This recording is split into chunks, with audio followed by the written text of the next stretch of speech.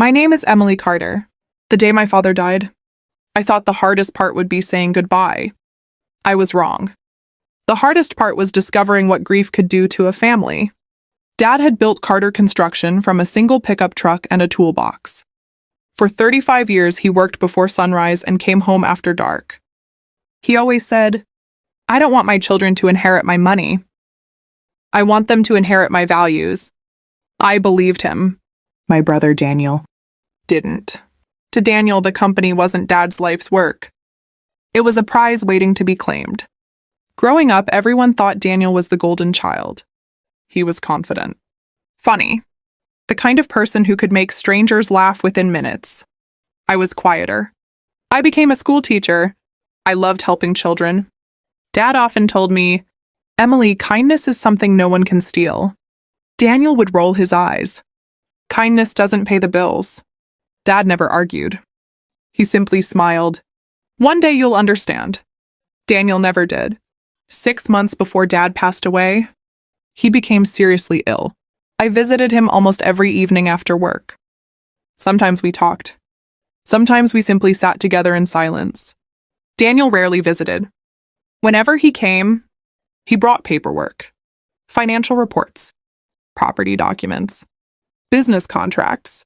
One afternoon, I walked into Dad's hospital room just as Daniel was leaving. He quickly slipped a folder into his briefcase. Dad noticed my expression. After Daniel left, he quietly said, "Some people visit because they love you. Others visit because they love what you own." I didn't know what he meant. Not then. After Dad's funeral, our family gathered at his house. Everyone was heartbroken, except Daniel. He seemed excited. He kept checking his expensive watch, answering phone calls, texting someone every few minutes. Finally, he stood. The lawyer scheduled the will reading for Monday morning. Then he looked directly at me. "You should start thinking about where you're going to live." I frowned. "What?" He smiled. "The house won't be yours much longer." My stomach tightened. Dad would never say that. Daniel shrugged. "You'll find out soon enough." The weekend felt endless. I couldn't sleep. Every room in Dad's house held a memory. The kitchen where he taught me to bake. The garage where he repaired old bicycles for neighborhood kids. His favorite chair by the fireplace. I couldn't imagine losing it all. Still, something inside me kept repeating Dad's last words. "Trust the truth." I had no idea.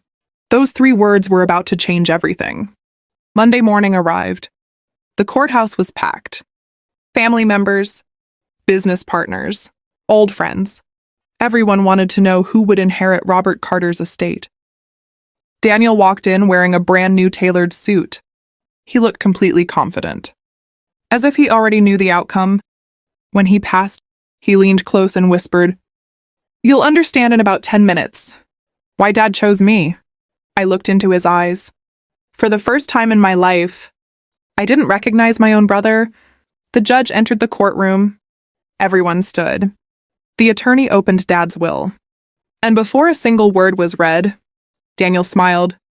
That smile would become the biggest mistake of his life. The courtroom fell silent.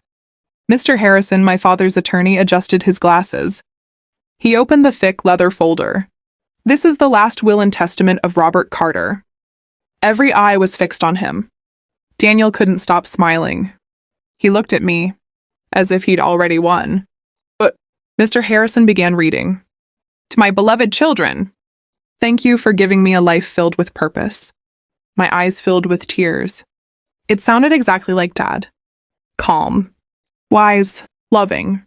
"But," he continued, "the family residence." Daniel leaned forward.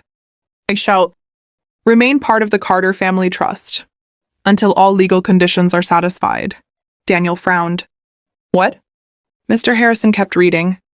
"The company's daily operations will temporarily remain under Daniel Carter's supervision."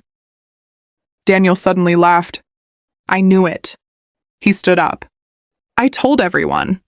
Dad trusted me." He turned toward me.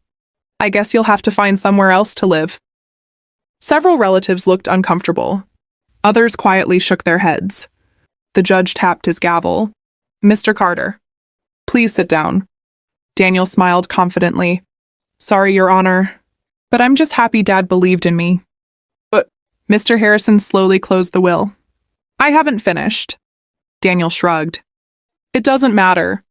I've already heard enough. The attorney looked directly at him. It matters because your father expected this exact reaction. Daniel's smile faded. What do you mean? Without saying another word, Mr. Harrison reached into his briefcase. He removed an old sealed envelope. Across the front, Dad had written in bold black ink, "Open only after Daniel starts smiling." The courtroom became completely silent. The judge leaned forward. I believe we should hear it. Mr. Harrison carefully broke the seal. Inside, there was a handwritten letter and an old digital voice recorder. Daniel laughed nervously. A recording? Seriously? Mr. Harrison looked him in the eyes. Robert told me, if Daniel smiles before hearing my final words, he still hasn't learned the most important lesson I ever tried to teach him. For the first time that morning, Daniel wasn't smiling anymore. Mr. Harrison pressed the play button. The speaker crackled. Then, my father's voice filled the courtroom.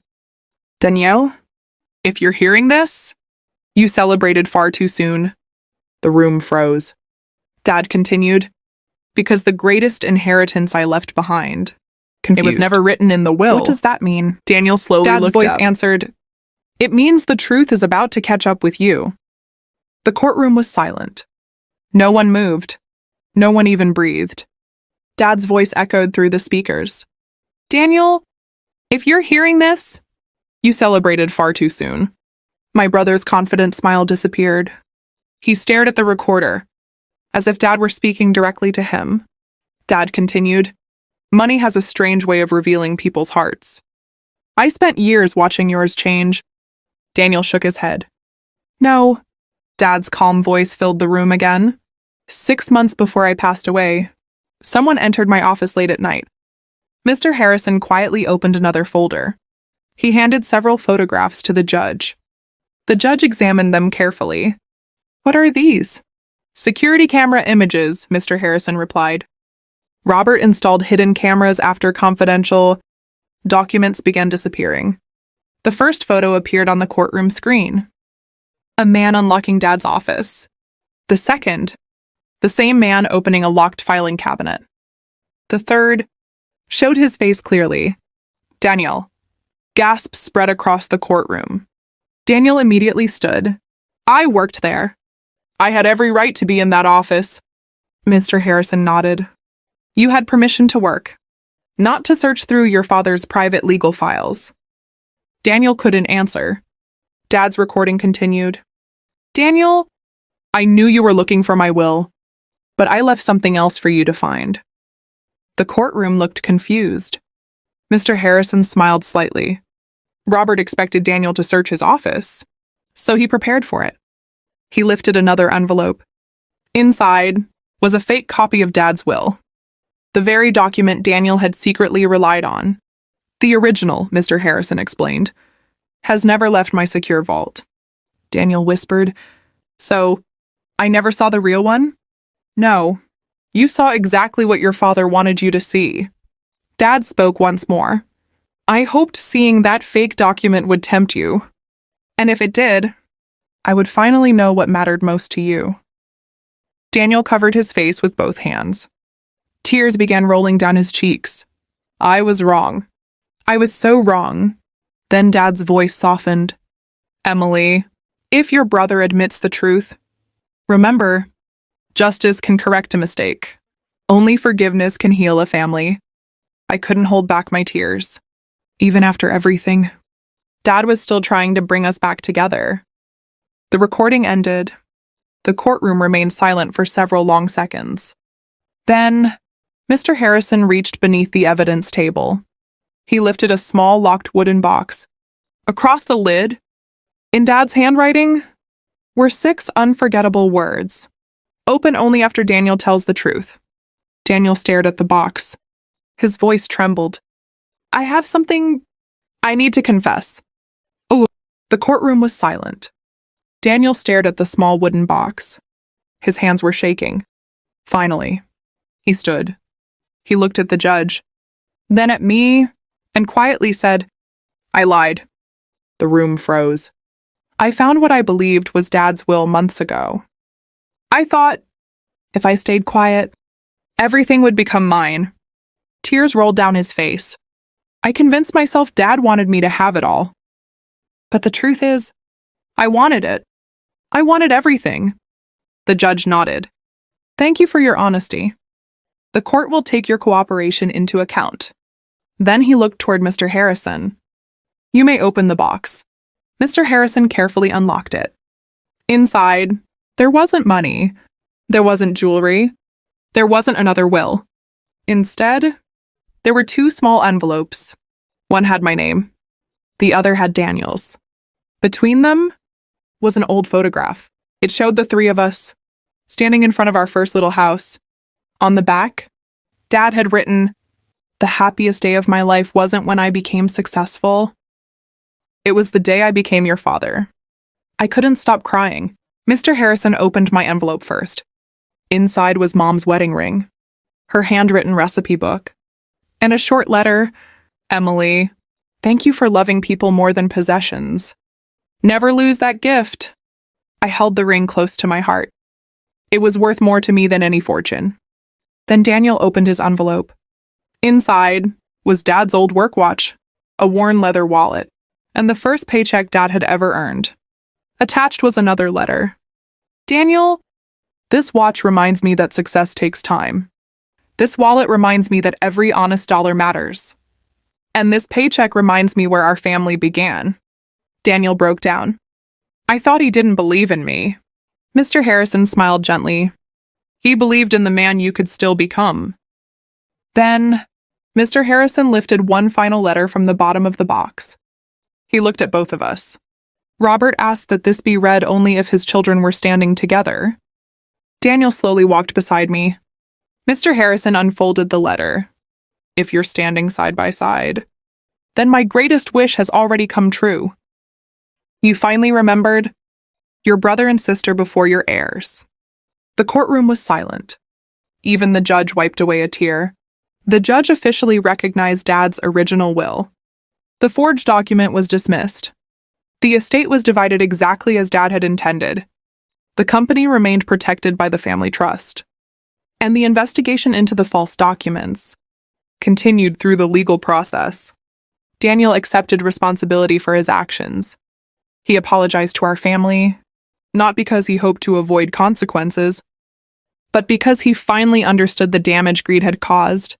1 year later, Daniel and I reopened Dad's small community workshop every Saturday. We repaired bicycles for children who couldn't afford new ones, just like Dad used to do. Above the entrance, we hung a wooden sign with his favorite words.